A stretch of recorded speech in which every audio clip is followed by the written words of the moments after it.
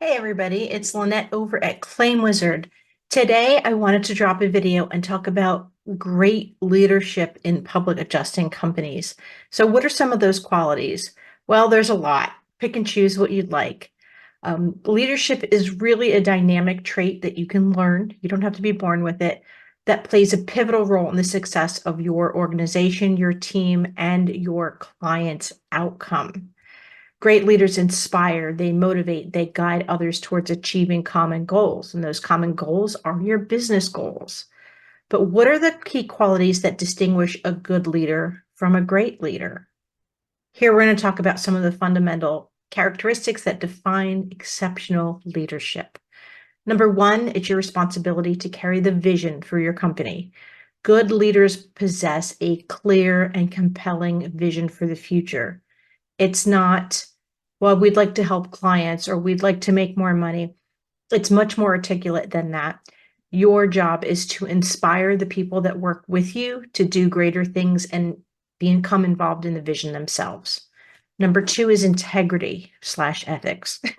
Integrity is really the bedrock of leadership. Without integrity, without honesty, without ethical behaviors, without transparency in your actions and decisions, you really can't expect anyone else that works with you to have the same.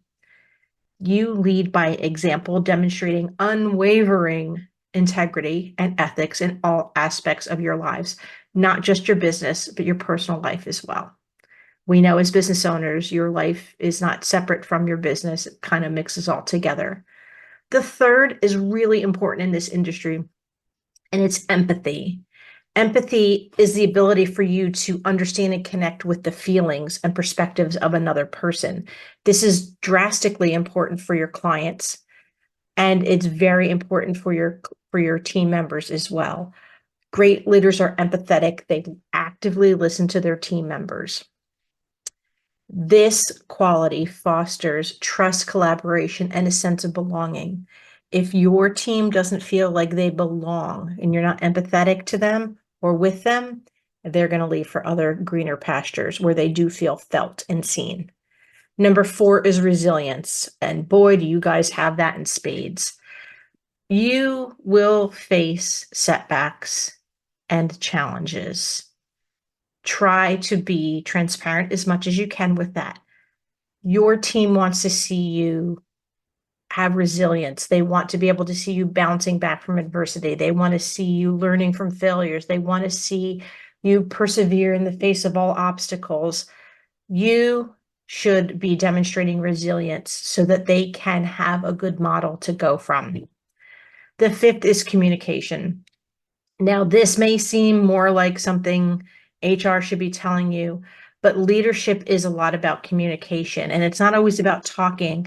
It's about listening and understanding as well. It is imperative that leaders of a company, leaders in an organization, leaders in an industry have communication skills so that you can convey your ideas, expectations, and gather feedback very clearly and very persuasively. I think active listening is probably one of the most underrated professional skills that's out there. And all of the leaders that I've known, either privately, like, through my own interactions, or publicly, kind of you see, out in the world, communication is something that they strive to improve daily. Number six is adaptability. You have to be able to change in the face of adversity and adapt, right? So great leaders are always open and flexible to new ideas. And by changing your mind and adapting to situations, it doesn't mean that what you were doing before was wrong. It means you've just learned a better way to do it in the future. You can pivot when necessary and guide your teams through these transitions. Number seven kind of goes with communication and integrity. It's accountability. Accountability means taking responsibility for one's actions and decisions. Take responsibility for yourself. Have you model it for your employees, model it for your team so that they can take responsibility for themselves. The buck stops with you. You own the company. If you're a manager, if you're a public adjuster, if you're the person that answers the phone and writes down notes, the buck stops with you. Accountability is pivotal to develop and foster a sense of relationship and culture. Number 8 is decisiveness. And this isn't saying that you make quick decisions, but you need to be decisive when making difficult decisions. Great leaders are decisive. They can analyze situations, make tough choices, and take calculated risks. I personally hate the word entrepreneur. What it used to mean 30 years ago was, a risk taker, a calculated risk taker, right? You may look at yourself as an entrepreneur and you may feel like you can make, lots of small decisions, but the big decisions are harder. But as a small business person, you especially when people are relying on you, policyholders are relying on you, your team is relying on you, this personality trait of decisiveness can provide a sense of safety and create real clarity for your teams and for your clients. Number 9 is inspirational influence. And it always makes me think of the cat hanging off the tree, the 90s posters for motivation that says, hang in there.